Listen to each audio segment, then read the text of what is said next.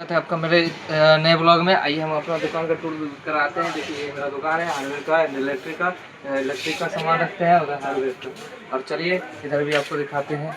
इधर देखिए क्या नाम है, देखिए यहाँ पर कंप्यूटर का दुकान है। यहाँ पर छोटा मोटा ऑनलाइन का काम करते हैं। और नीचे मेरा कारपेट आज फट गया है, इसी को बदलना है कारपेट को।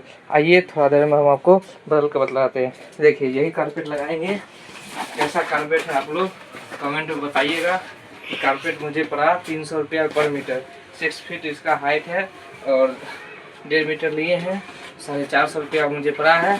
आप इसको घर में भी लगा सकते हैं और फर्श पर भी लगा सकते हैं। आइए आपको दिखा कर बताते हैं कैसे लगाया जाता है।